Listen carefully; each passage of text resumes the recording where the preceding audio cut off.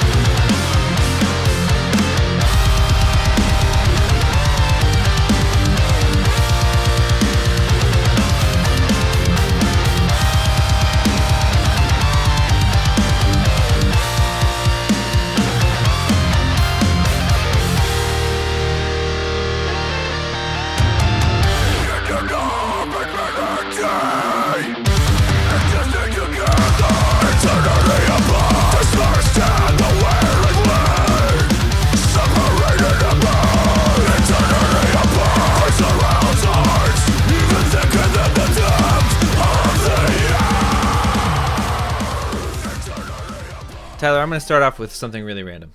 Okay. I just thought of it, like right now. Yeah. It's not in my notes. You know those like random like questionnaires or surveys that people post like on Facebook and stuff that's like, what's the best intro song to an album ever? Yeah. Yes, and I never had an answer until this album.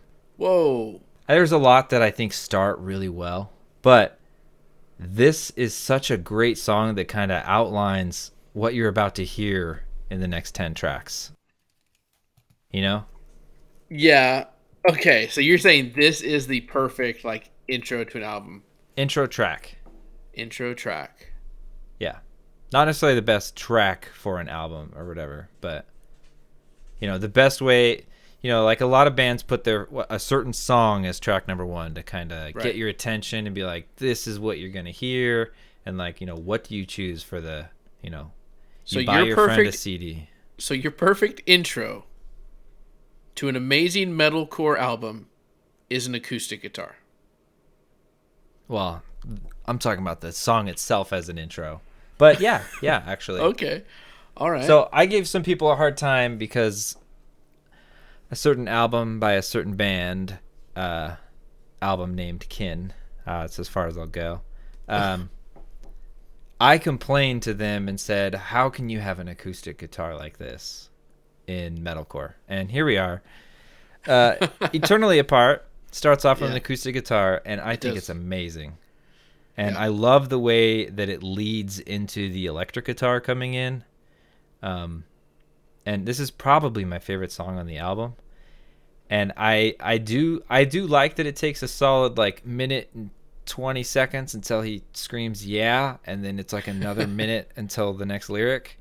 But I mean, I think it's really good songwriting and structure, and like I just felt like when you listen to like the first minute of this, like I feel like you can tell this song has good structure.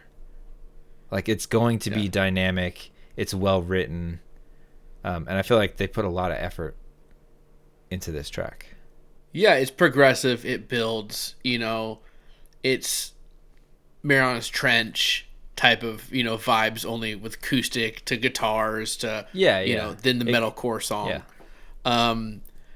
But when you talk about like intros to albums, like I always said this, and I don't think you agree, like Separation on An Ocean Between Us, As They Dying, like for me is just like perfect. You know, I know what you're talking about. Yeah. Oh, okay. I don't know why, but that's okay, Gary. Here's the deal. Oh boy. I said this in the discussion, man. Like, Tyler, whenever you say here's the deal and you look to your top left off camera, I feel like you have notes up there that's like, I'm going to teach Gary a lesson or something. And I'm like, oh, great. All right, Tyler. I'm not going to teach you a lesson. What's the deal? But I said this before. I don't, like, if you were to show me this when I didn't really fully like Phinehas and say, hey, check this song out. It's so awesome. I would have heard this long intro and been like, peace, I'm out. You know? And it's wrong of me. I shouldn't do that because this song is amazing, right? But it's tough. Like, I don't know. I get you, because that I've done that to other artists that I'm not a fan of, right? And I'm like, nah. And everyone else is like, man, it's such a great song. It's so good. Right. And I think I have an initial bias because I immediately hearing it, I assume everything is going to be good because I like Phinehas. Right, anything they've put out, I like, right? So yeah, I do get that. I'm not saying that just because I think it's a great intro to an album that I'm going to say, hey, show your friends that don't like Phinehas Eternally Apart. But you should, though, and you should be like, you tough it out. Did I even show it to you? No. I don't think I put it on. No, yeah, I'm sure you did. But here's the deal, Gary. You tough this out. You get to the cool, electric guitar. Now we're getting somewhere. The scream of the is awesome. But this song, in general, like, it's great. Like, how it gets from acoustic guitar to, like, filthiness by the end of it, you're like, man, this is just... Yeah, it's just a well-written song. With chills, ends with throwing fists. Yes, Double bass pedal, like blast beat stuff. You're like, yes. Yeah, every time it gets to the part to where it says, like, there is no answer, it's kind of silent, but it's still going, and it's just heavy. Like, I get that look in my face where just, like, you, like, bite your lip, Yeah. Because, it's like just the drums. There is no answer. Are we destined to be on our own?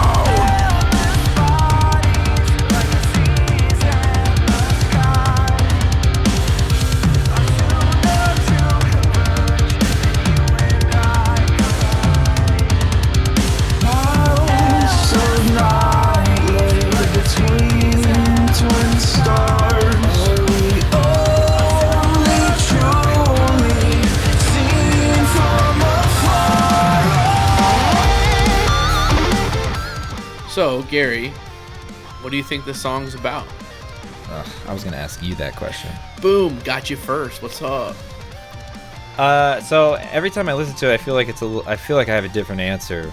And that's kind of why I like the song. It's more ambiguous, I think. I think it's meant to have different interpretations. But my original thought that I'm going to stick with is about someone who is eternally apart from you because of your faith. Like how vast the distance between who we are is because I'm a Christian and when I die I'm going to heaven.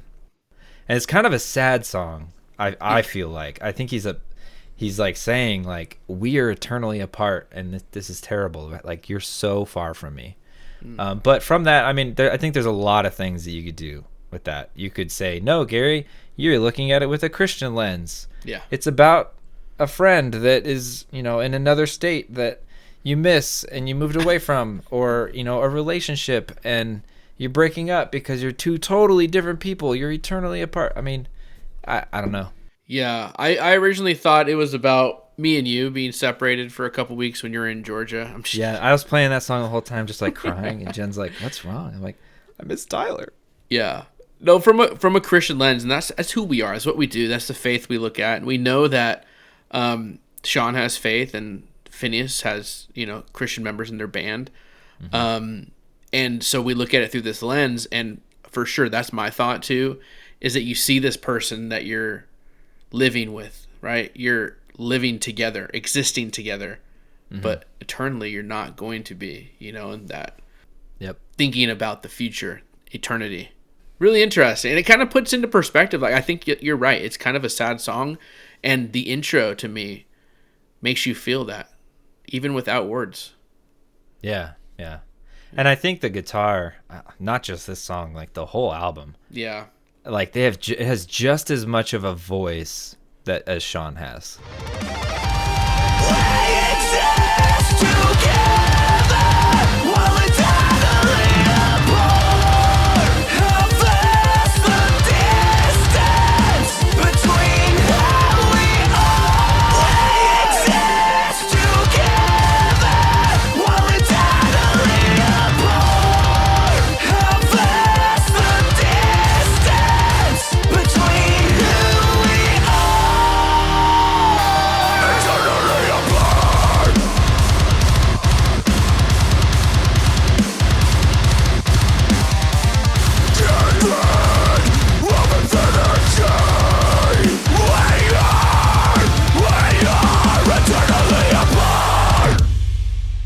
It's a great way to start an album. It's an album. The song is almost like an album in itself. There's so many different pieces to it, you know? Yeah, so tune in next week for track 2. Yeah, this whole podcast will be on Eternally Apart. Yeah. All right, so shall we move on to track 2? Yeah, let's do it, man. The Fire Itself.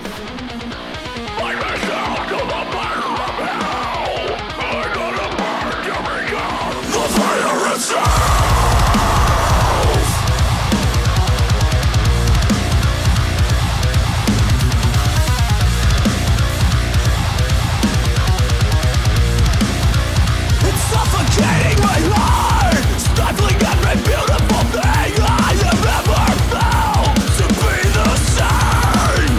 So I lit a match, step back and watch the wall of lies go up in flames. And I be free.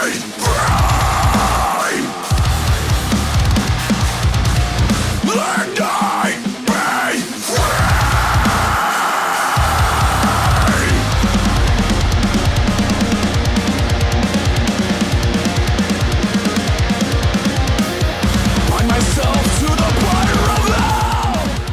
I absolutely love this intro.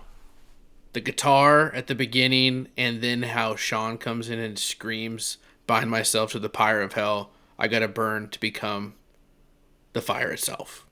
Like, the way he screams that is awesome, and it's a super, like, a little bit different type of intro than the last song we did, Eternally Apart, right? Like, we're jumping in and we're going, right? I'm not a super big fan of his vocals at the beginning.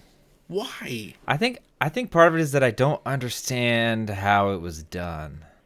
Like, What do you mean? it just doesn't sound like his scream. Like, I actually think it's like an inhale. Yeah, it's Like- definitely different. Like, he doesn't usually do that type of scream. Yeah, which it's like a distorted thing. It's like Yeah. it's like he's got like a bite of an apple in his mouth or something. What? Like, it just sounds a little bit. It's Yeah. just it's not the Sean that I'm used to hearing. Okay. So I was like, I wonder how that happened, and I think it's an inhale scream, and I'm gonna stick with that. Yeah, it is different, but I like that it's different. And, like, the guitar sounds kind of underwater, far away, like at the beginning. And Yeah. so that sounds a little different too. Yeah, it could be all just muffled. I don't know. Yeah. Yeah. But then it all comes in once he says the fire itself, and, like, the song's awesome. I think my favorite part of this song is the guitar all the way through. This is, like, so metalcore. Like, I just love it. Yeah, Absolutely love it. it gives me serious ABR vibes. Yeah. Yeah. How yeah. the guitar is just constantly busy. It's always doing something. Yeah. So Sean sings clean vocals and he screams. Mm-hmm. And I really like his clean vocals on this song. Just this song? No, I mean in general, but I really like it on this song. I think it's Okay. catchy. So I kind of like the meaning of this song. Does it even have a meaning? Yes. It's like a motivational song, you know, and it's taken me a lot to like try to figure out exactly what I wanted to say, what I think the lyrics are. Sure. Because I think there's a lot of ambiguous stuff. I feel like I'm going to say that a lot. It could Throughout apply the to a whole- lot of things, but I think essentially is that It's to be the actual essence of what you are wanting to be or do. Yeah. Not just a flame, not an ember, not the ash, but the actual fire, the fire itself. And, you know, there's a lot of like motivational lines in here. You know, it tells himself to stop stumbling, straining his eyes in darkness, looking for light, to be free, wild, uncontrolled, right? Yeah. And that's all I get from it is like this like workout, like motivational, you can do it, be the fire itself, you know, kind of like an anthem song. But yeah, that's what I got. Yeah, it's interesting. 'Cause, I mean, there's so much like fire and burning and all this stuff, and you like even like the intro, like I bind myself to the fire of hell. You're like, okay, so burning's bad, but then he's like, I gotta burn to become the fire itself. Okay, burning's good. Right. Like, okay. No, but I really think it's this idea of like I think he says it best. He like looks at his heart suffocating my heart, stifling every beautiful thing he's ever felt. And so he lights a match, steps back, and watches the wall of lies go up in flames. You know, this song is meant to be like a music video for Goku going Super Saiyan, you know? Yeah, like absolutely.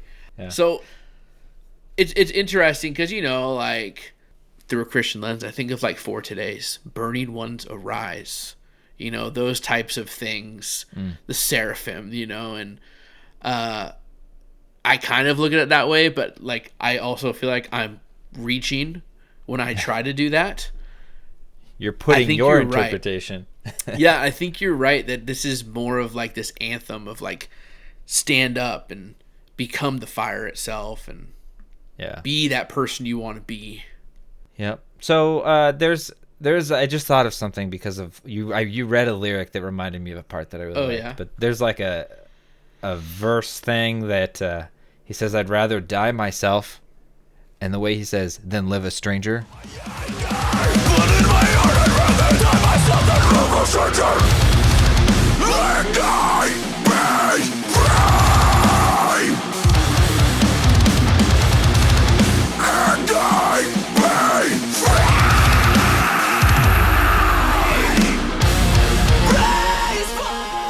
Yeah, that part is so sick. I do like I guess it's a chorus type of deal. It's not the chorus, but it's repeated. Bind myself to the fire of hell, I gotta burn to become the fire itself. And then like afterwards, the guitars are just so sweet.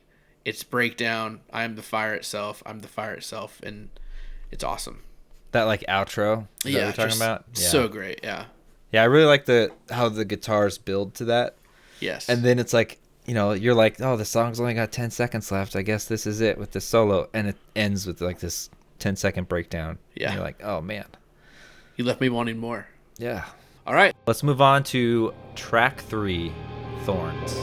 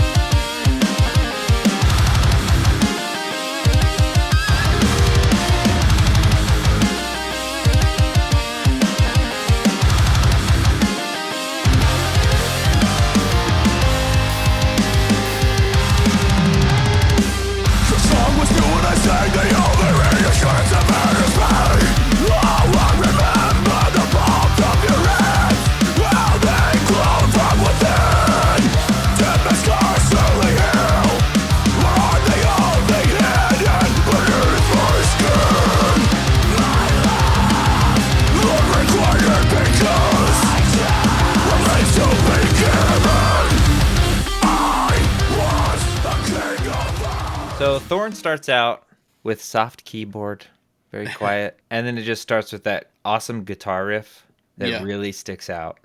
I remember when we did our listening party, right when this song started, I was like, I love this song. Really? Yeah, I mean, and I think it's one of the ones I sent you on that playlist to say, It was, yeah.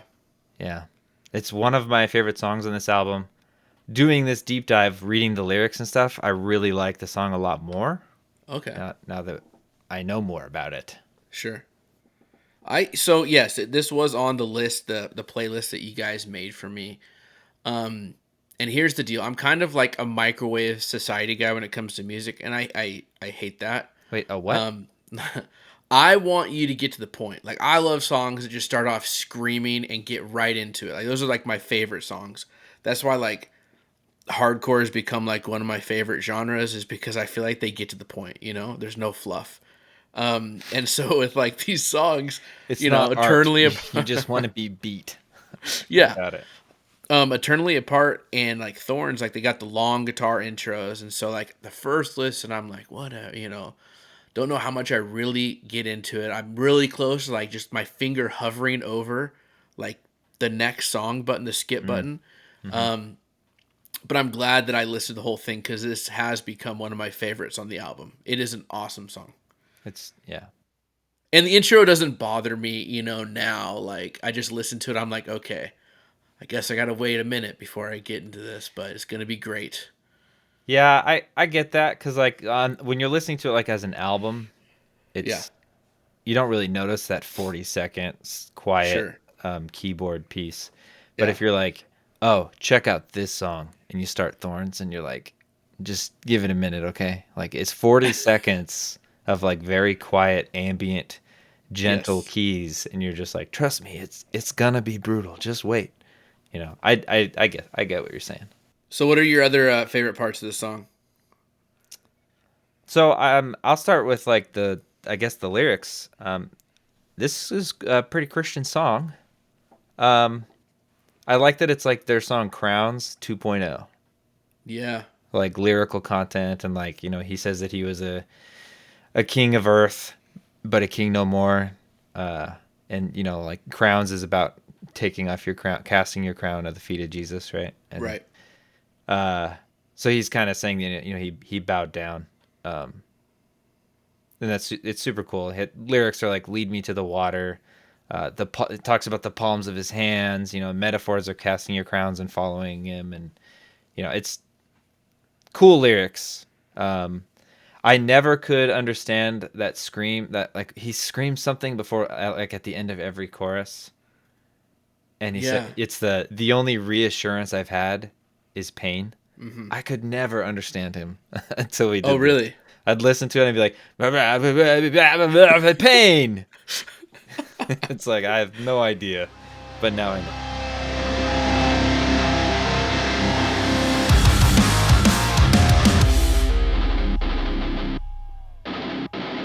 The song was new when I sang the only reassurance I've had is pain.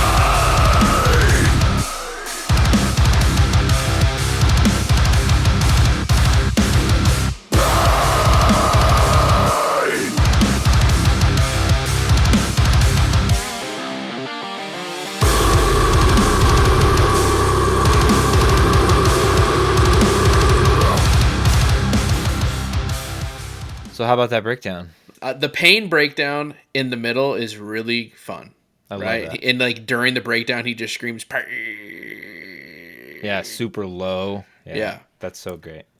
Love it. And like it's a Phinehas breakdown. Like, it's hard to explain, but like guitar wise, what Dan Gailey does, like they're not like the typical breakdown. There's always something in there that's like different. It's not just chugs. It's so metalcore that it's almost, you can identify like that's Phinehas, and it's awesome. So should we move on to the next song? Let's do it. Track 4, The War You Know.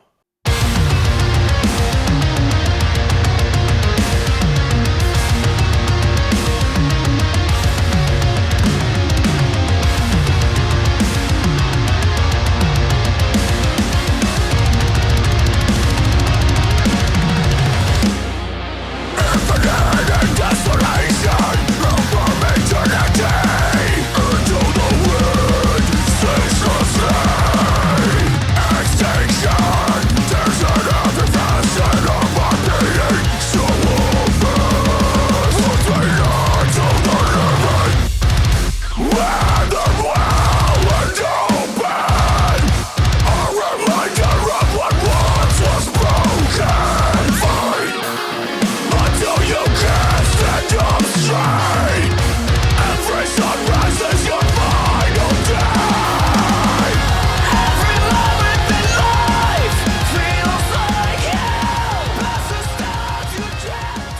absolutely love this song.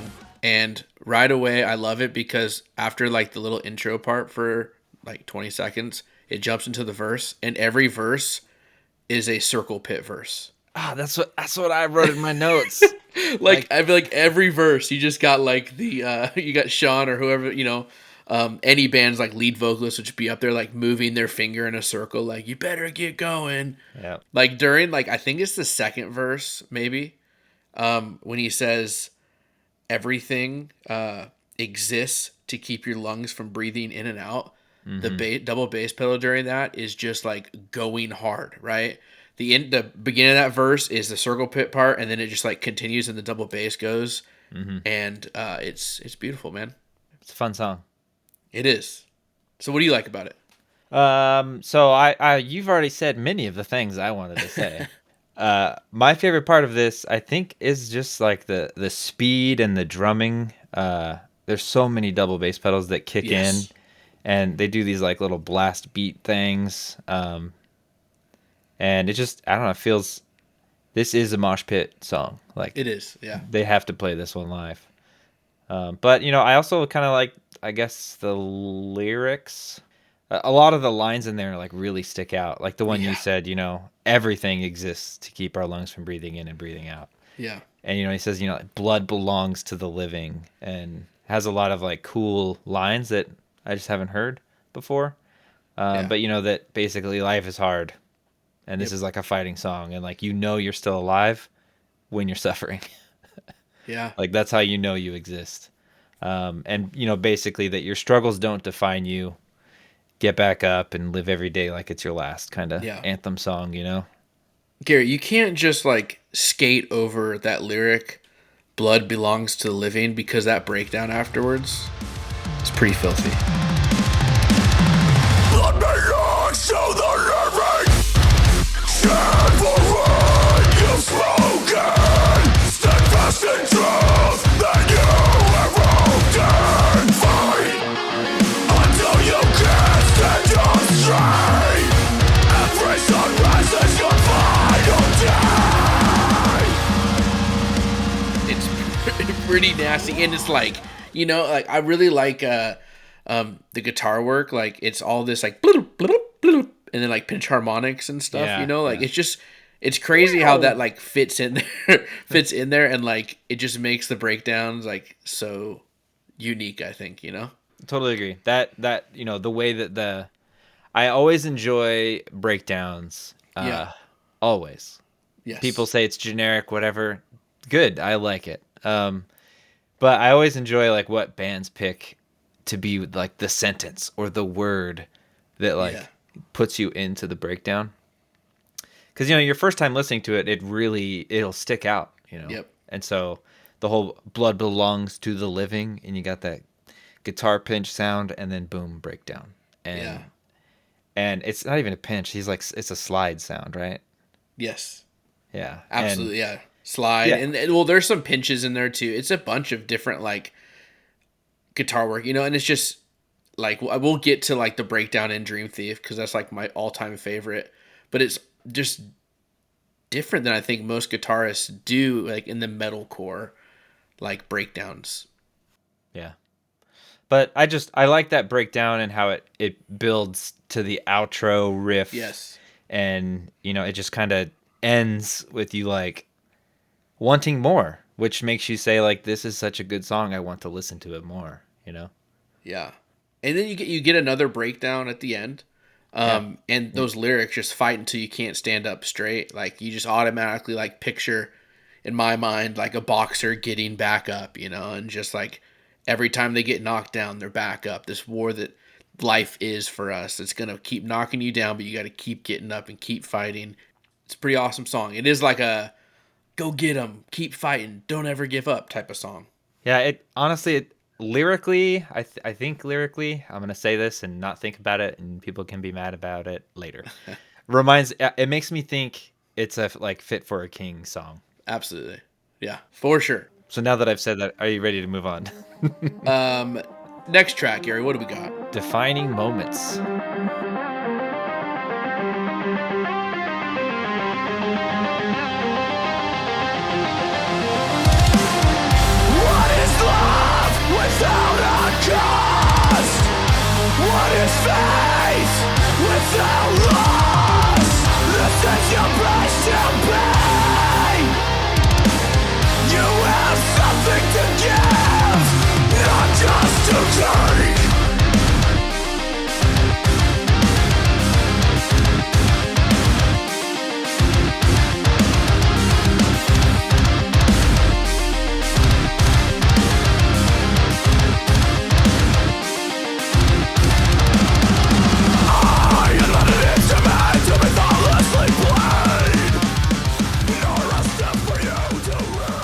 Again, a unique intro.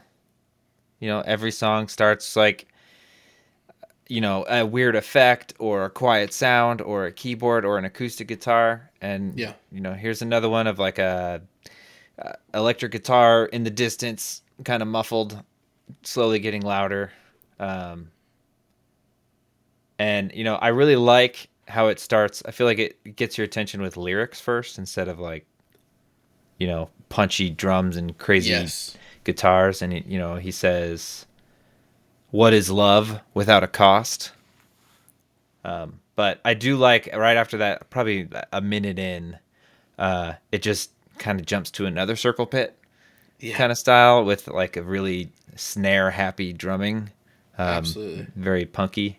The idea, like, it's called defining moments, right? This idea that you have something to give, not just take. That's like one of their lyrics, and it's pretty impressive, right? Like to think about somebody that gives, right, rather than just continually takes and like leeches off of everything. And so, like, looking at these lyrics and seeing what they mean, this idea of like people that just have faith as like fire insurance, like, just in case if they are going to go, just to cover that base that they believe in God, instead of actually giving, they're only taking like what they want from faith, right?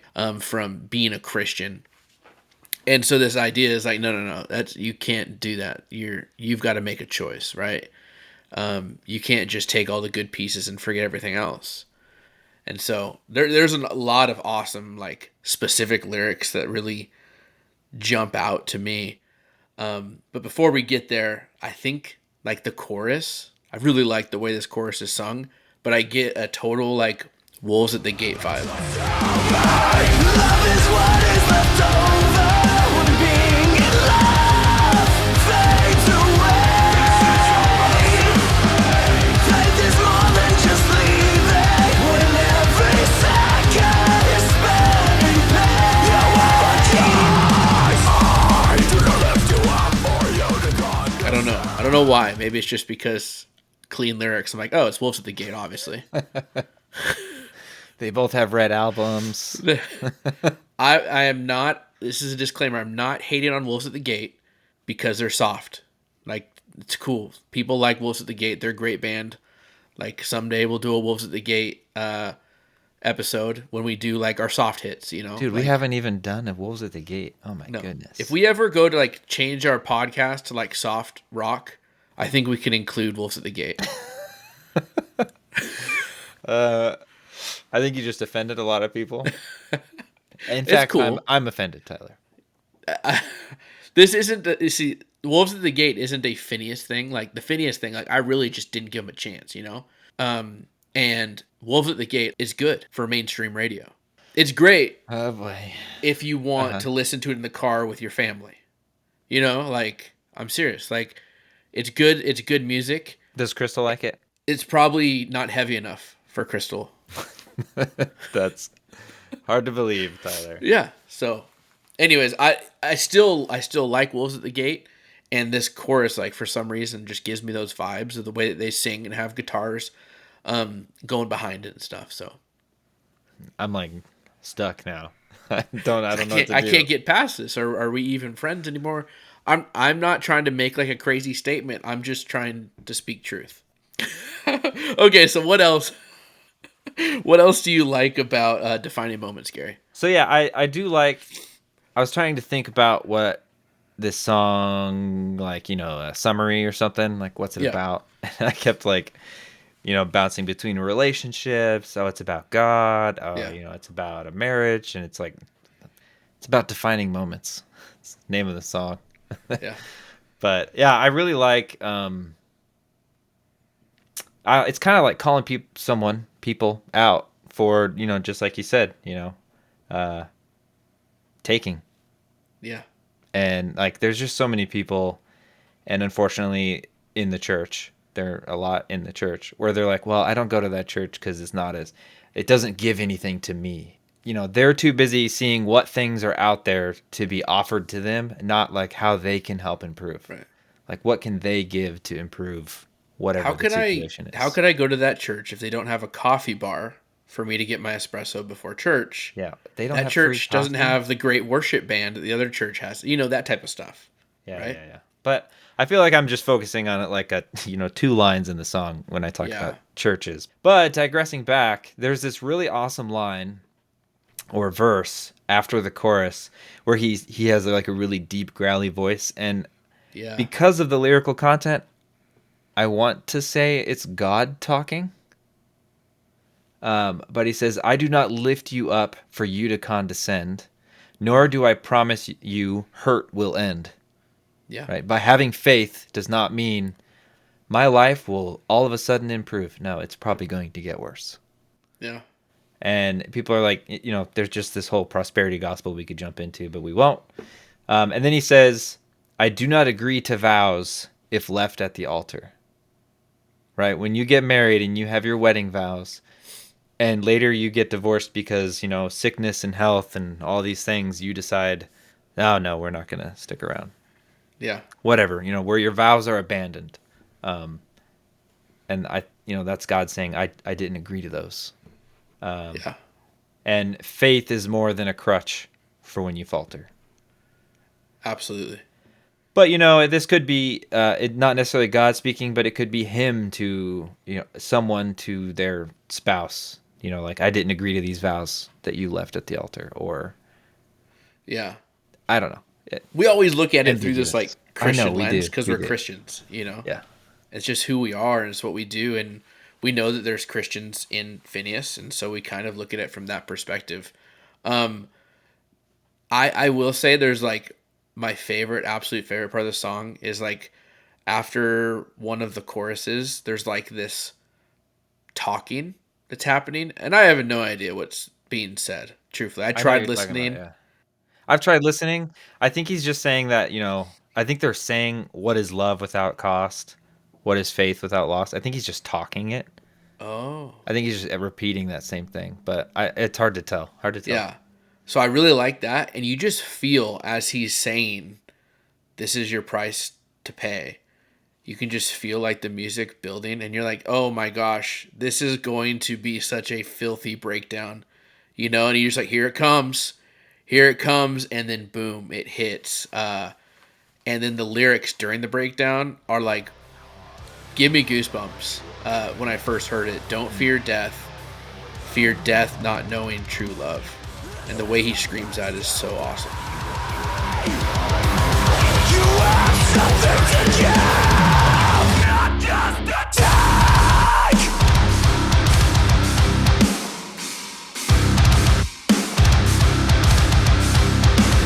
Don't fear death. Fear death, not knowing true love. Whether these words will be scars or written on your Does that mean fear death not knowing God? See, from our perspective, that's what I took away. Like, like the person that is is a Christian based upon just like fire insurance, just on, hey, I'm going to cover my bases for when I die. I'm going to go to heaven, just in case. They fear dying, right? That's why they're doing it. They fear dying. Yeah. But they should fear dying not knowing the true God and his love. Mm-hmm. That's the way I took it, and to me, like that's for today, lyrics like everyone what does he say? Everybody dies, but not everyone truly lives. Ooh, let's go, Maddie. Like that type of like lyrical content about God. Like that's what I feel like's happening here. But maybe So you're not. getting some wolves at the gate and for today vibes. Yeah. No, just lyrically for today, dude. Come on. It really bothers me what you said about wolves at the gate. Are we still on that, dude? Come on. Like there's some truth to what I'm saying. Yeah, but this is also coming from a guy who probably feels that same way about Demon Hunter. No, Demon Hunter is way heavier. Heavier or more metal? More metal, which I would say is heavier. Okay. I think Wolves at the Gate's more core. Yeah, they're more core, for sure. I agree. Thrice on steroids. All right. This debate will be continued on Discord. Yeah, we got to throw it on the Discord. See what you know what's gonna happen. Every time I have a hot take, though, Gary, like I just get destroyed on Discord. That's okay. I like it. Okay, we'll see. Maybe I'll get destroyed. This song though, like the ending, it's the same lyrics that I love. At the ending, you have this like kind of mini breakdown again. Don't fear death, not knowing true love. And it's a great way to end this song. Just awesome. Yep. So moving on to the next song. That takes us to the next track, Holy Coward.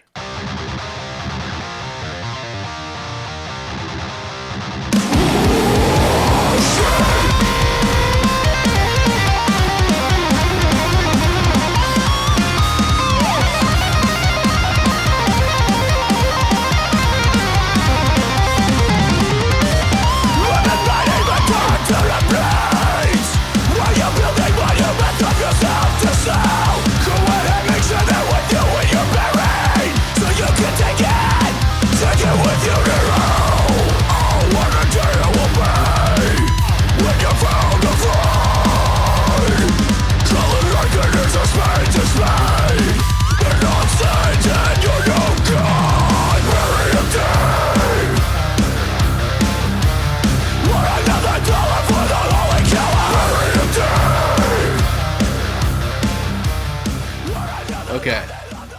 I had no idea what Sean screamed at the beginning of this song. Like, me neither. Not gonna lie, I thought it was an inappropriate word. Yeah. Yeah. I was like, oh, that sounds like the bad word for poop. But it's not, you know what I mean? Like, I was like, oh, it's not that. It's on a lyric site that I have, it says shred. Shred. So that's interesting. And then the guitar comes in and it goes pretty crazy and it shreds. Yeah. Right? Now, I like this song, but to me it feels different in a lot of ways.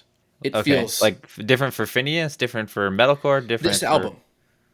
Oh, okay. I think it's thicker. Like the guitars are thicker. There's more like Why are you saying it more, like that? There's more meat to this like guitar, you know? It feels southern, right? In a sense, like there's like this southern showdown Maylene guitar thickness to this song. Why are you laughing? I don't know. Just hearing you say thicker. It's not weird. Like, all right, ignore me. Keep going. I'm listening. Okay. Yeah. So to me, it feels like it's almost like a song that like stands out to me on this album because of the way that the guitars are and they sound kind of southern. But it's not to say I don't like it. Like I really do like this song, and I love the lyrical content. I think this reminds me a lot of the August Burns Red song, Poor Millionaire kind of content, right? So yeah, it's good. So I know this is one of your faves, so one of my fill favorites. me in, dude. Let's go. I really like this song because of the guitar work, Yeah. the speed, all the solos, and some serious My Horses Are Many 2.0 Yeah. vibes. Okay. That song, even in lyrical content, right? It's like the same thing. And I swear that first guitar riff and maybe even the guitar solo later is like straight from My Horses Are Many. Yeah. But I really like that it's just a really well done version for that. I mean, that guitar work on here is just fun to listen to. And I know one of my friends who's not an expert in metalcore didn't really like this one because he thought it was too anthemic or whatever, arena. Okay. And I get that with the lyrics, right? Because the lyrics he repeats a lot. And so when you're listening to just the lyrics, bury him deep, another dollar for the holy coward, bury him deep, right? And he says that a lot. And I can see that if that's what you're listening to. But I was listening to the guitar.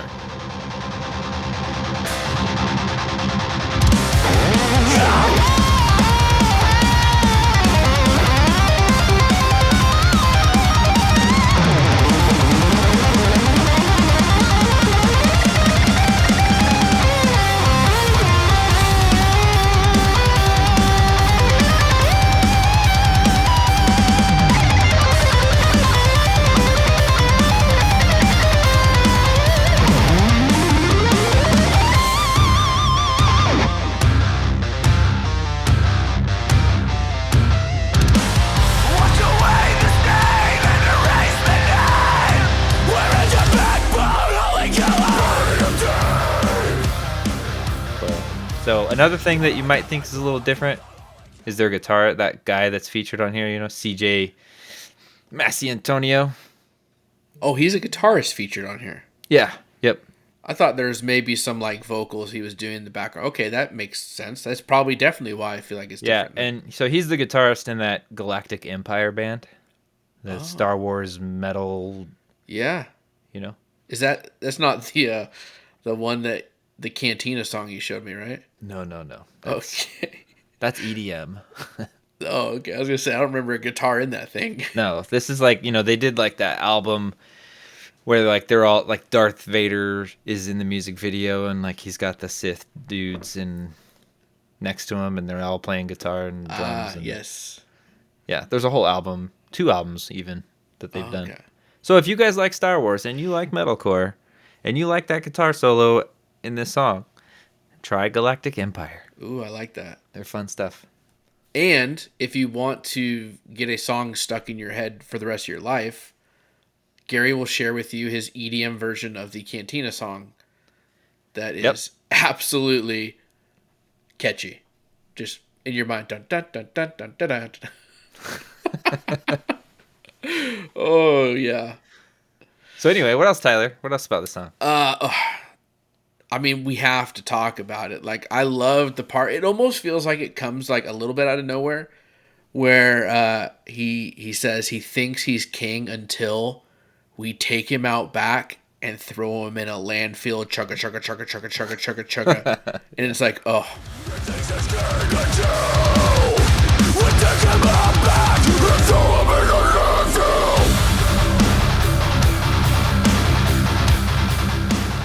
And then, like, from there, all the way to where he screams, like, God for, like, you are no God for, like, 3 seconds is just, chef's kiss. Amazing. So good.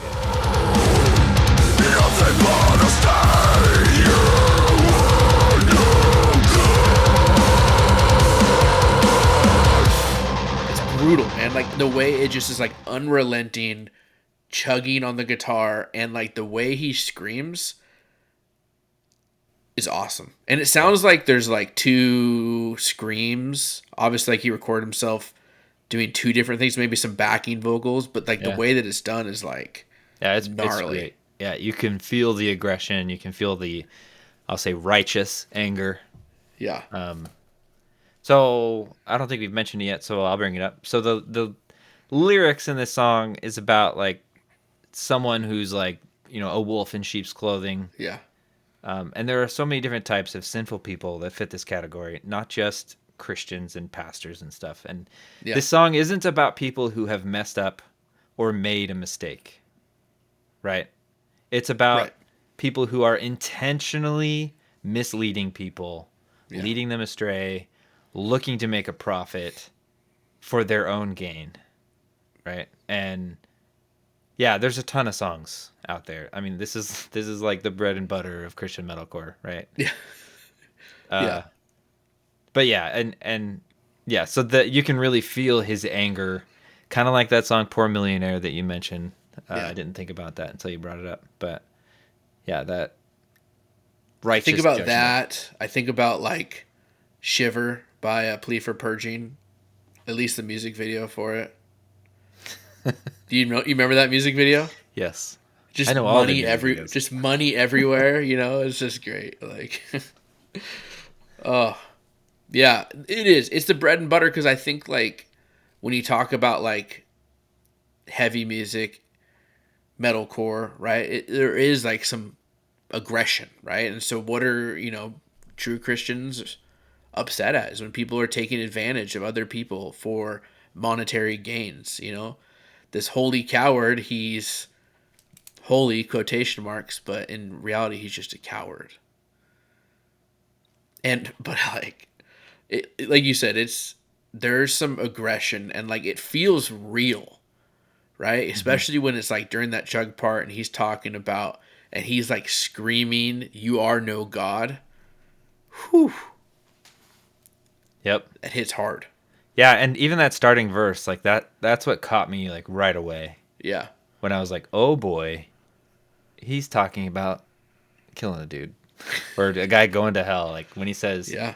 while you're building monuments of yourself to sell, go ahead and make sure they're with you when you're buried so you can take it with you to hell.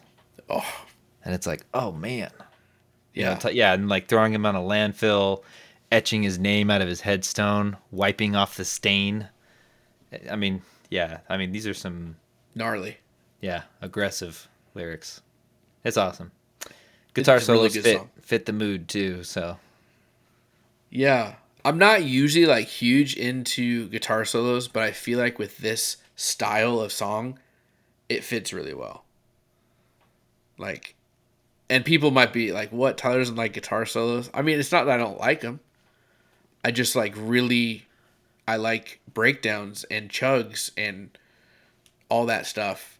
But in this scenario, man, like with kind of those like thicker southern guitars, like like I think it fits well, you know? Yeah. I'm surprised. I don't think I put this on that playlist for you. No. Yeah, because there's so many solos in it, and I'm like, no, if you want to get Tyler's attention, you need to go low and slow and chunky and no filler. Just, hit him in the face. Anyway, which I think leads us to the next song. Oh, so good. Yeah, next track, Dream Thief.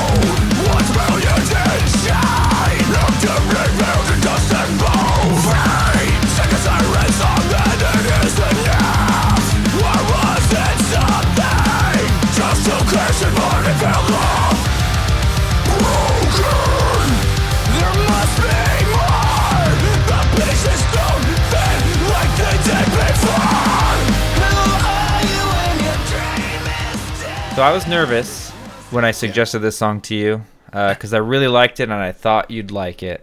Yeah. But I knew how long it takes, like 20 minutes, exaggerating, just to get the song going. Sure. Because it starts with that like ambient, I don't know, morose. That's a word, right? Like quiet, depressing, like gloomy guitar sound. Yeah. And 20 seconds in, and then it just starts. Yeah. Tons of drums, fast guitars, and yeah, it's a ton of fun. I agree. I do like the way this starts. Like, we think of like Eternally Apart as like kind of a slower, longer intro, but I think this is different, right? It is kind of like more, I don't know, creepy in a sense or whatever. But when the guitars like really start, they go hard, and the guitar work like throughout this entire song is just amazing. It's fast, it's heavy, and it's prime Phinehas in my opinion. By far my favorite song on the album. Dream Thief is by far. favorite. By far. This is another one I said is one of my favorites. It's like my fifth song that I said one of my favorites. I think what I really liked. So my first time hearing this, like when the guitar, it starts very fast, and to like break out of that and jump into, I think, the first verse, he does that scream, and it just reminds me of Haste the Day, like when everything falls, it's like you have this super fast, awesome, almost like a breakdown kind of thing to start the song, and to actually start the lyrics, they like throw in a little blah. But I could totally see that. Yeah. I thought like the verses, like I get heavy like August Burns Red vibes, and I think it's just the way that how the guitars are going like so fast, and the way he's screaming over it. But like the chorus, I think that like this is a chorus that gets stuck in your head all the time. Mm-hmm. Super awesome, and like lyrically, this is probably my favorite song, not only like musically on the album or like sonically, but also lyrically. Yeah.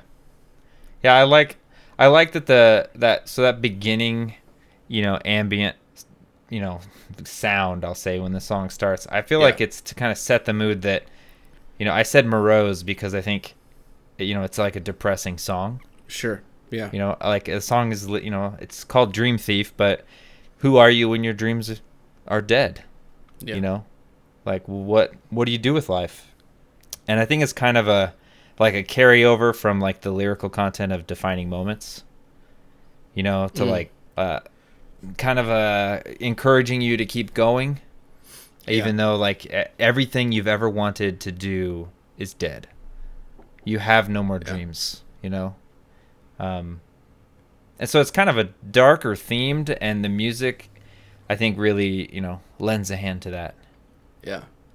There's this every year my students, my English class, we read this poem by Langston Hughes. It's called The Dream Deferred. And it's the same like exact like theme, like what happens to a dream deferred? Like, do you just like forever just like drag you down, right? Mm-hmm. Like, are you walking and is it like holding you back? And like, so this idea that Phinehas brings up in here, like, does it keep you awake at night, right? When you're laying in bed, do you just think about your dream that's never going to come true? Yeah. Right? And like, so what dreams do you think are these dreams that are deferred or dreams that are taken away? Well, I mean, for them, right? Like for Phinehas, I think of it like if I was Sean and you thought, your band is done. It's something you've always wanted to do. Here's a better example. Micah Kennard, right? Of O Sleeper. He thought O Sleeper was done. And he said in interviews and stuff that, like, he was super depressed and bummed. Like, that's all he ever wanted to do in life was to be the lead singer of O Sleeper. Tour, make music, like, that's what he wanted. And when the band split up and there was no sign of them getting back together, he got very depressed. Yeah. And that's an example of that, and other examples that are much, I don't know, non-musically related, but like, we have friends who wanted to have kids and they found out that, they can't. It's just not possible. And like, that is a huge dream crushed. And yeah, there's ways around it, adoption and stuff, foster care. And like, that's like, who are you when your dreams are dead? Do you just give up and you're like, what's the point? Or do you pursue something else? Do you find something close, Yeah. But anyway. It's the idea too, like the athlete that's trained their entire life to be an athlete, and they get a knee injury, and they can never play again. Yeah. Right, and your whole identity was in being an athlete. Yep. Right, and it's just gone. And the same, just like with the band example you used with O Sleeper, is the same thing. If you've only been a screamer in a band, vocalist in a band, like, and that's your identity, what happens afterwards? What do you go do? You just go get a regular job? Sling coffee. Yeah, I remember listening to the Labeled podcast for Hey Today, and Jimmy Ryan's like, I went and worked at Starbucks. Yeah. Right? Like, that's what I went and did, and like, that's crazy to think about, right? These people that are releasing this music and people that, even like we listen to their music and look up to them, like, or we did. And what happens when it's all over? Yeah. So we're talking a lot about the lyrics here. I know. Yeah. Well, it's an interesting topic, Yeah, like it is. This is something that everyone struggles with, and you just hope that, you're either in two boats, or three, but I don't know, three boats. You're in some boats. Like you know what your dream is, and you're pursuing it, and it's not dead yet, right? Mm-hmm. So there's two. Like, is it going to or is it not? And there's other people that are like, I don't know if I have a dream. Yeah. Like, what do I want in life, and what happens if it's dead? Yeah, it's actually kind of wild, though. Like, when you're younger, you have all these, like, you might be able to do it. Who knows? I might become this, or I might do that. Or when you're a kid, like, I want to be a professional baseball player, or I want to be a doctor, or whatever it is. And then, like, that doesn't happen. Host of an awesome podcast. Yeah, host of a podcast. Yeah, and so, like, I think if we put our, like, Christian perspective on this, which I think we always do. So then what's the answer? Like, when your dream's dead, when everything you were for your entire life is gone, who are you? Yep. You're still valued because you are a child of God, right? Your identity is not in who our lives as like on this earth. Our identity should be in Christ, which is extremely tough to do and think about. Yep. Yeah. So should we get back to the song? Oh yeah, definitely. So musically, there's a couple breakdowns in here. One of them's kind of a teaser when he just says, this is not hope. This is denial. That's fun. There's a purpose for which you'll suffer. This is not hope. This is denial.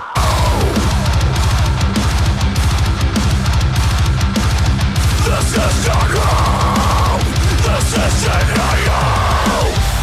A choice must be made. And then you get this choppy, or as Tyler says, don't do it. We've been reprimanded. I'm not allowed to say Chuggy McChugsters anymore. They said, Spotify sent us a notification, said, you're not allowed to use that. No. We had some feedback on our Instagram, said, hey, stop doing it. And it's a guy that has been there from day one. So we're like, oh. Yeah, he's teasing, but it's yeah, fine. I know. But yeah, so it's a good choppy breakdown that you think it's going to be long or something, but then it breaks out into a much softer bridge before it gets to the real breakdown. Yeah, and that breakdown, the real one, it's an amazing breakdown. It's one of those, and I said this in the discussion before this, it's one of those breakdowns where for me, I remember where I was when I first heard it. That's how good it was.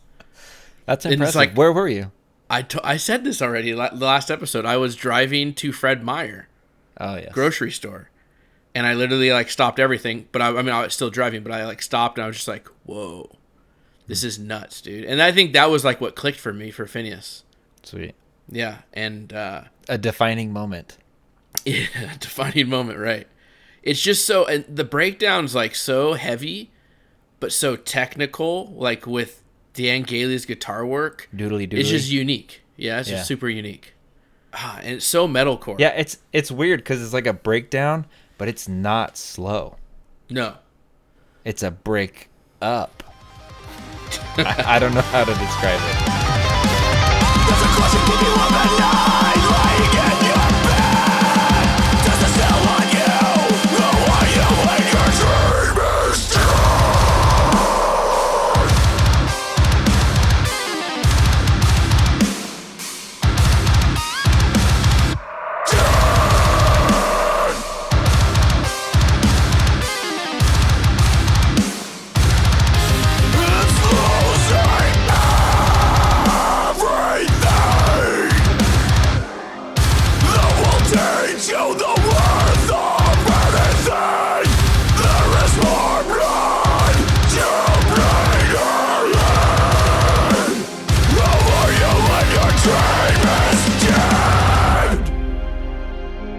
The breakdown ends the song.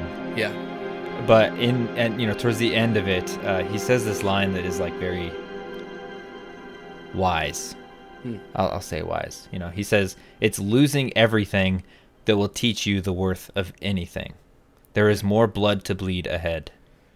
Yeah. Boom. See, and that part too, the part where it talks about, because before it got to that, there's more blood to bleed at the end. They say a couple times, remember all the blood that you've bled. Is it wasted?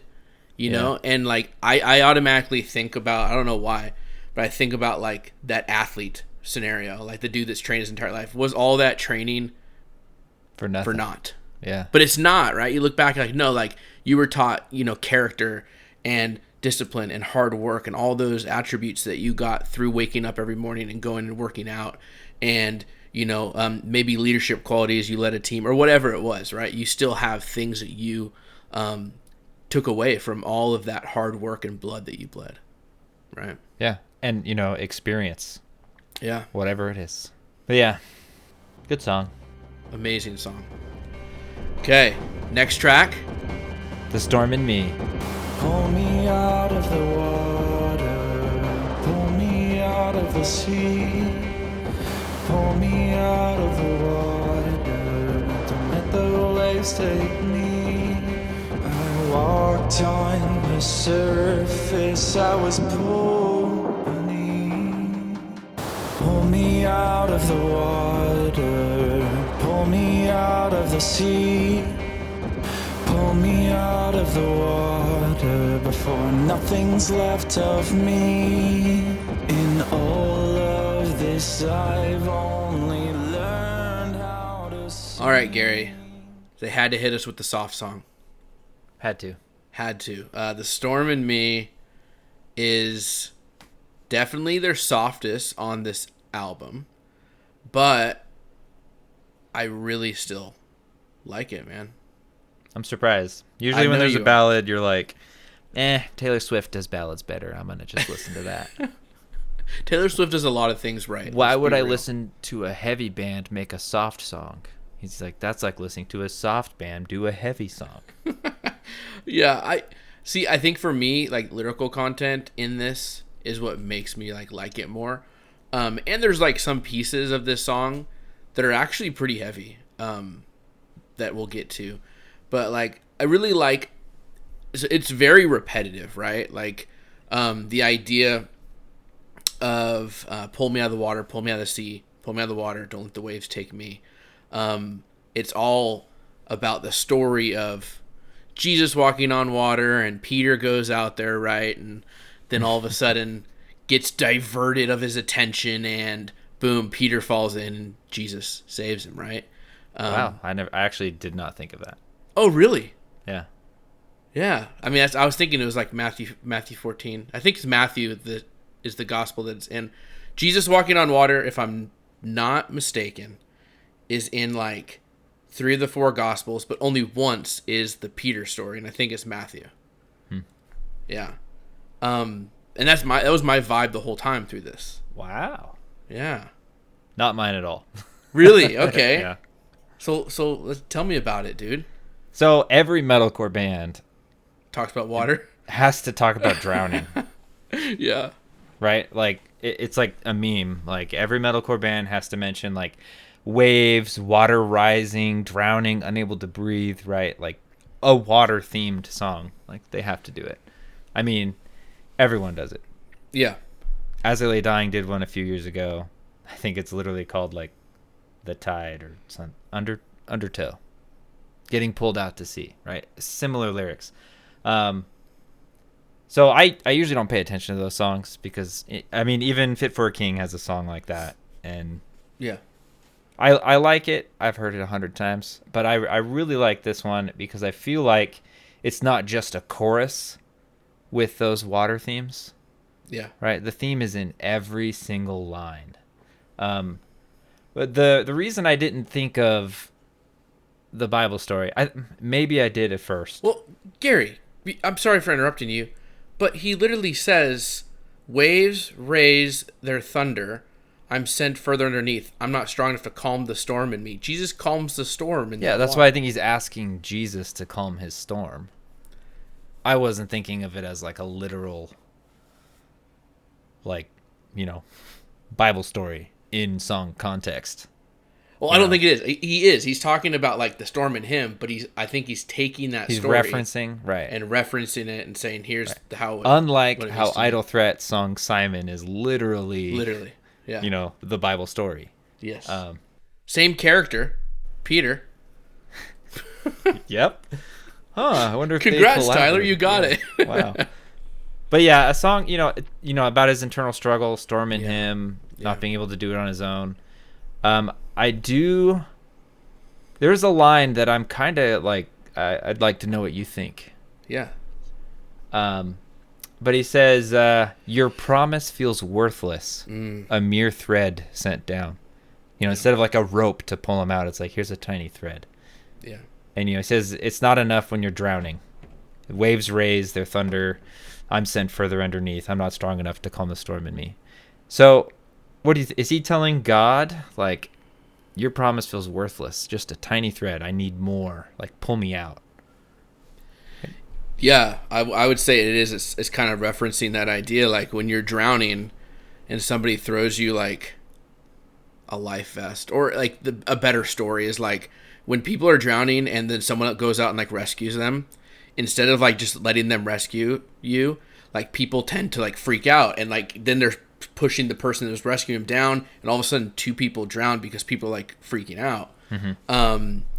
And so I think it's hard to see, right? Like God's promise or the storm being calmed when you're drowning, going through whatever he's going through. And so I think he is saying to God, like, it does not feel like it's enough. And he's like, you need, pull me out. Yeah. Don't send me a thread. Pull me out. Pull me out. Don't tell me promises. Yeah. I think I like to think of like the non-literal lyrical side of this, like in the real world, if you have an internal storm like that, and you're like struggling and someone's like tells you like, hey man, you're doing great. You're like, that doesn't help. I need someone to pull me out of this. Keep on keeping on, Gary. Yeah. You'll get through this. Yeah, no, I feel you, man. Just another day. Yeah. I do like this, and I think it's a really emotional song. Right, it's vague. We don't know what his storm is, right? Sure, he doesn't really get too into it. But when he screams and the music like builds up to where he says, "I don't want to drown alone in my dark," it's goosebump worthy. It's big. It's huge, yeah. And obviously, it goes from like this idea of I don't want to drown alone in my dark. He's not drowning in water, right? It's like his maybe depression, thoughts, whatever it is, right?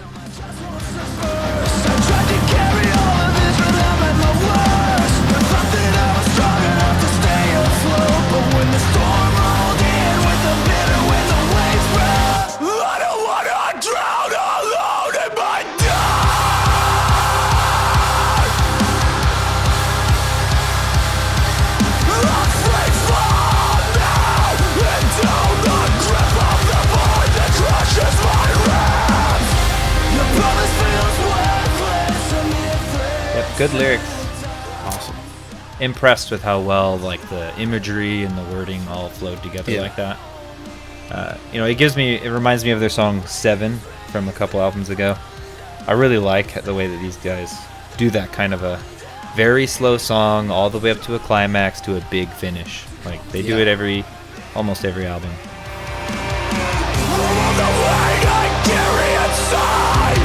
Living dagger and what's in my mind, pulled under screaming with the tide, left at the bottom, left behind.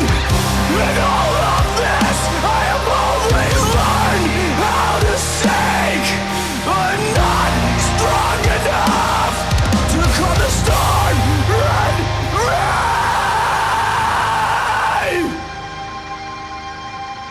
And I do like at the end how he says, like, through all of this, what he's learned, the only thing he's learned is to sink, to just, like, stop fighting, because he's not strong enough to save himself, right? Yeah. So that's a pretty interesting picture of understanding that we can't do this alone, right? Yeah. So I think it's a good ending to a really tough song. Yeah, it is. It is a tough song, and it ends tough, and I think that's what kind of makes it relatable. People are struggling, and this is just like I relate to this song, that kind of thing.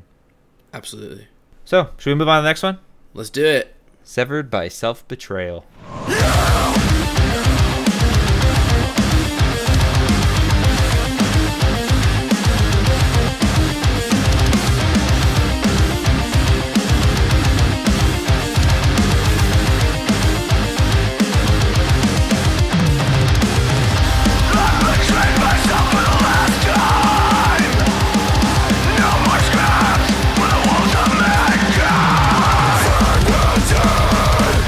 pieces of me.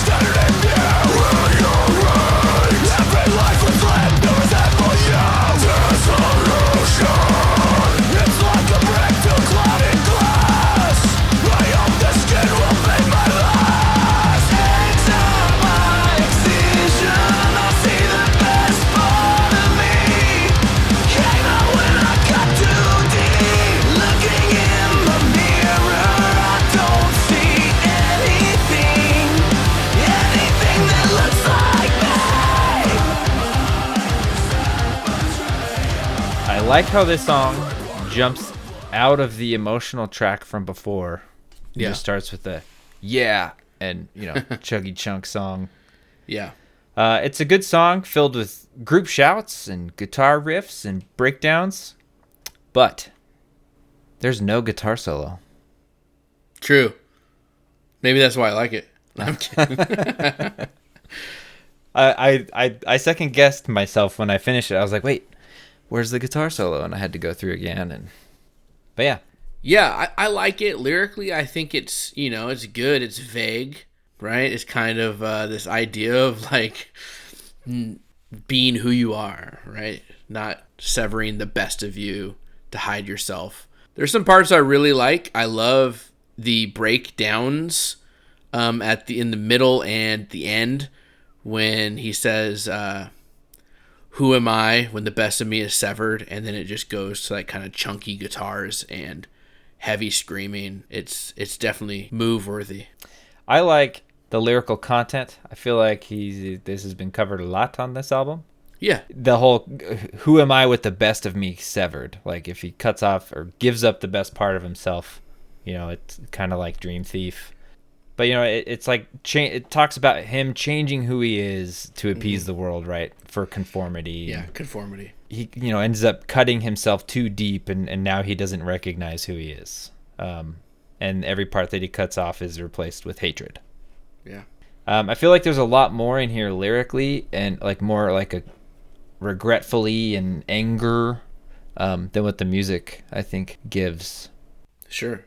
Classic Phinehas breakdowns, and I mean they're still. I think the drums are really good on this. Like the verses are like every line in a verse, the drums change and do something a little different, and so it's a fun trip if you're into drums.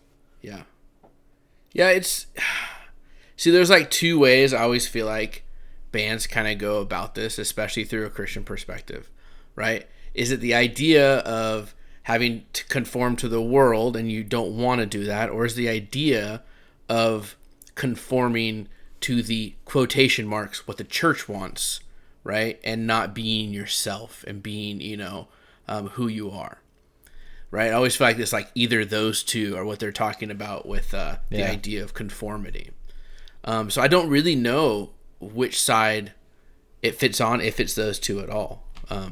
But that was going through my mind when I was thinking about these lyrics. One of the thoughts I had was like the part that he's cutting is like literally himself, like in sin, he keeps messing up.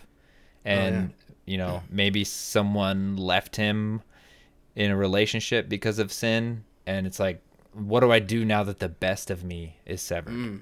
I'm alone. And like every time you sin, it's replaced with hatred because you're like, that was the thought I went with. But I didn't want to get into, I like ambiguous lyrics because they could be so many different ways, but you can take it and apply it however you want, right? That's good art. Mm-hmm. That's kind of the idea. Obviously there was an intention originally when the author or the lyricist wrote this, or whatever song it is, or whatever the painting is, or whatever, right? Like there's always intention, but that intention isn't always what people get out of artwork. So a song to me can mean something completely different. And I get that there's some people that do not like ambiguous lyrics. Yeah. It's like, why doesn't he just say Jesus? Yeah. And I get that.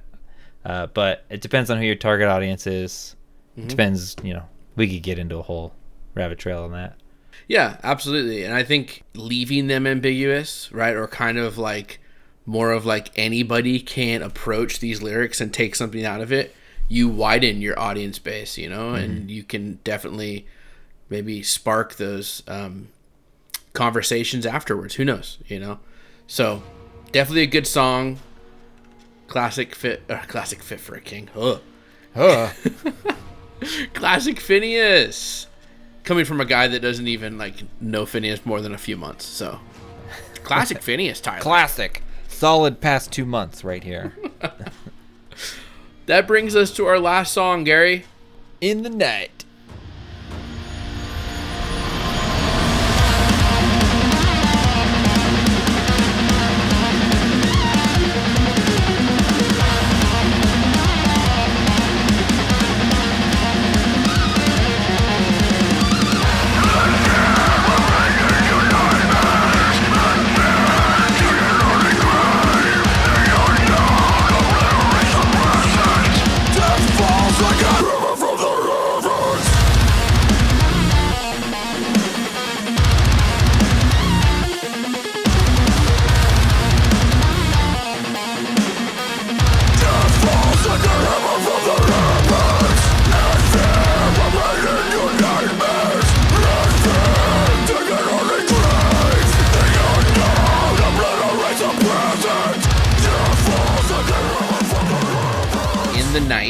love the intro. It's pretty heavy, and the first thing I think when I'm looking at these lyrics and listening to it, talking about death falls like a hammer from the heavens, like that's a pretty brutal part.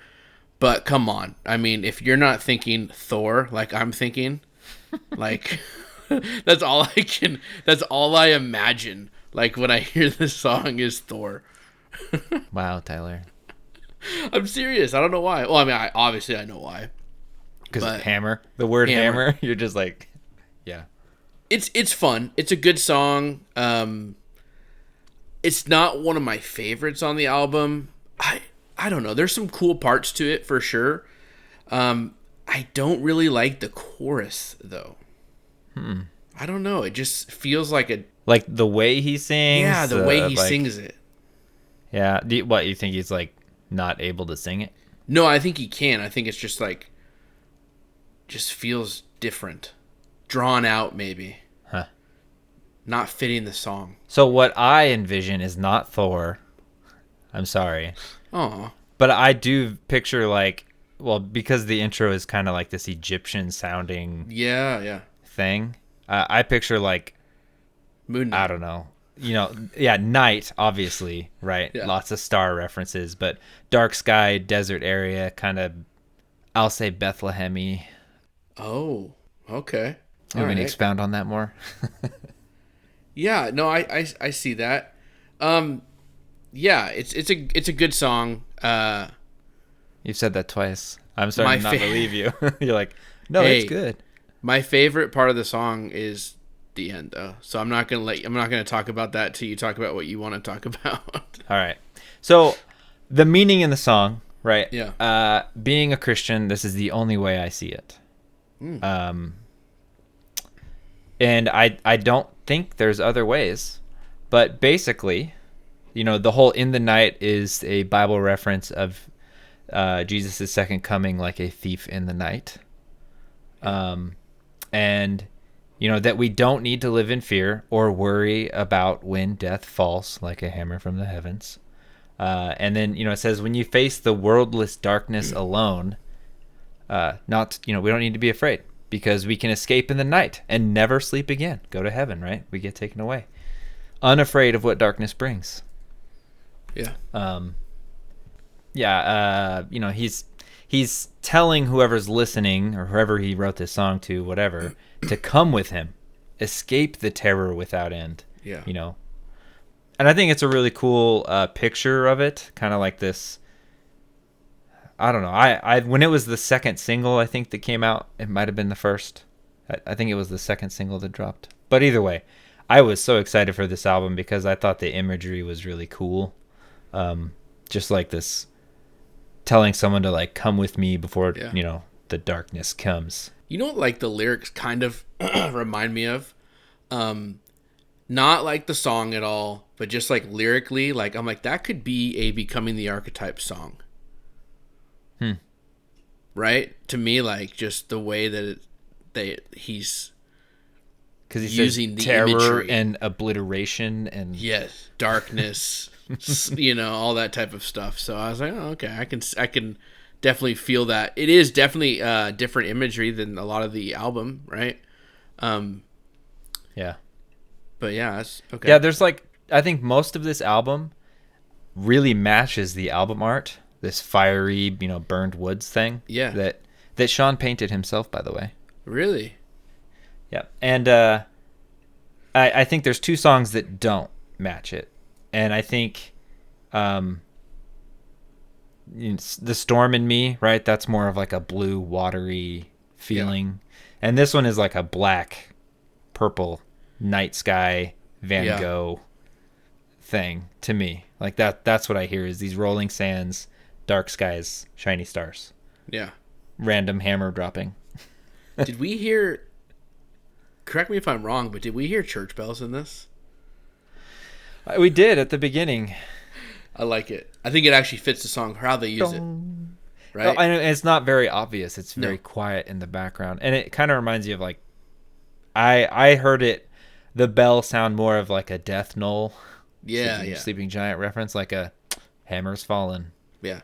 Like the I time think is it now. actually starts again in the outro too, possibly. But yeah, no, I like how they use it. I think the bridge right before like the outro breakdown, when he screams "Death falls like a hammer from the heavens," and it's just super heavy, and heavens is like you hear it like echoing, heavens, heavens, like that. So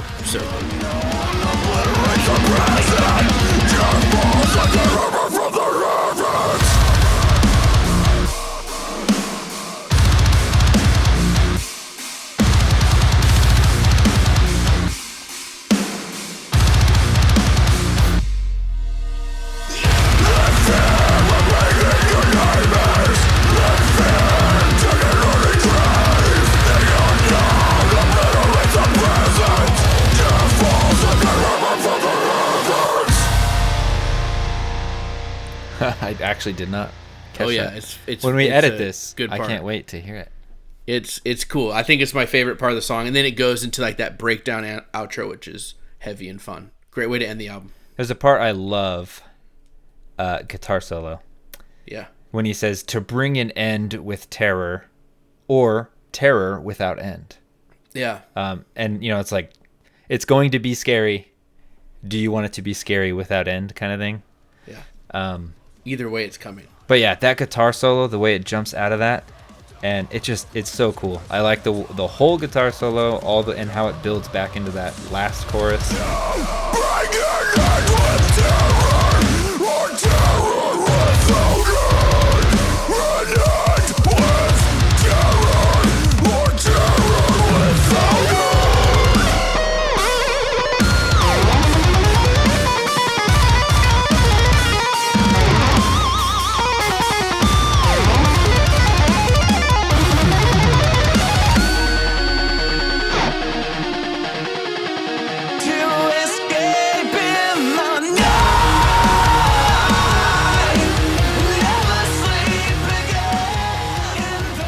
It's a good song, as you've said a few Only times. said it like 4 times. Yeah. 5 times. It's a good way to end the album too, on like kind of a heavy like note, like you said, Jesus said, or I'm coming like a thief in the night. That's Revelation, dude. That's the end. Okay. Yep. So I think that's a cool way to end the album. See, and you win me over when you end an album with a breakdown. They've ended almost every song with a breakdown. They do. They're good at breakdowns. Like, they're metalcore, man. Like, that's what I think. That's why I really like Phinehas now. It clicked, and I'm like, okay, I understand it.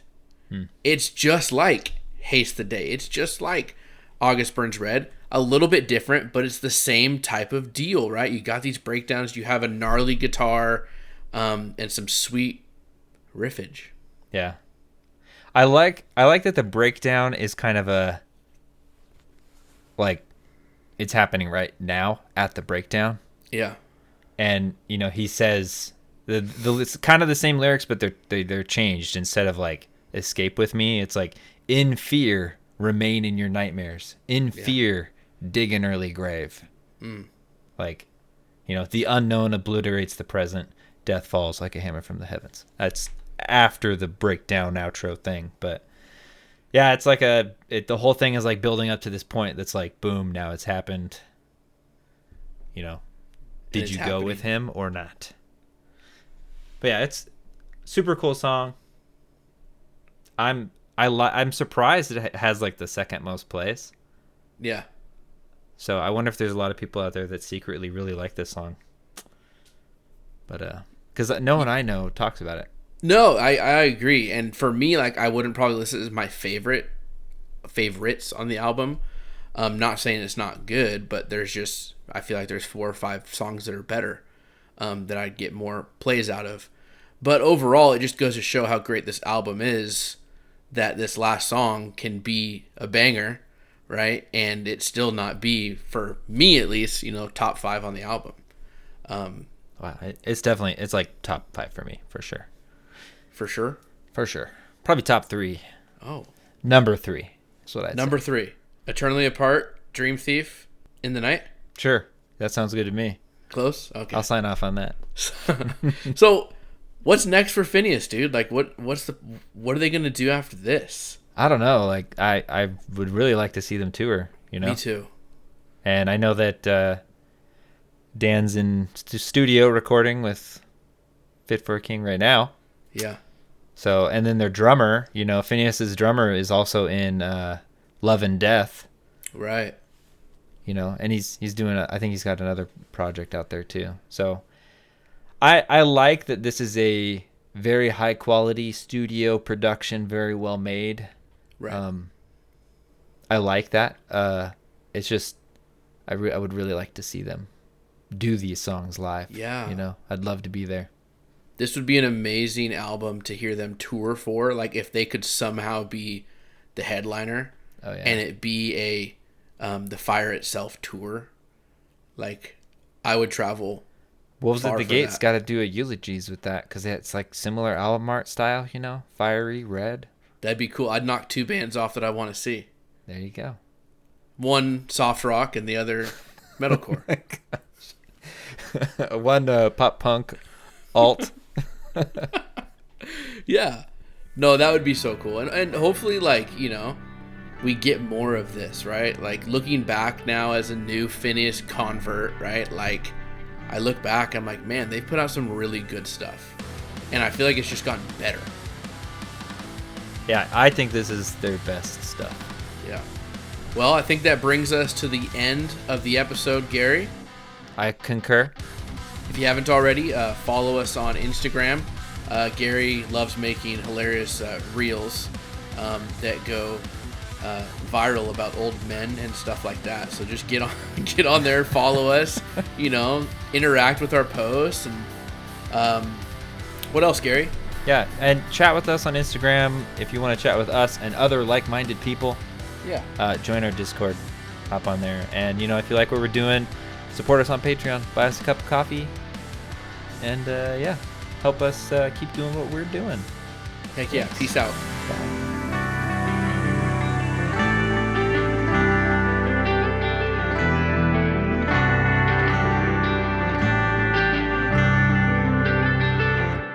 Thank you for listening.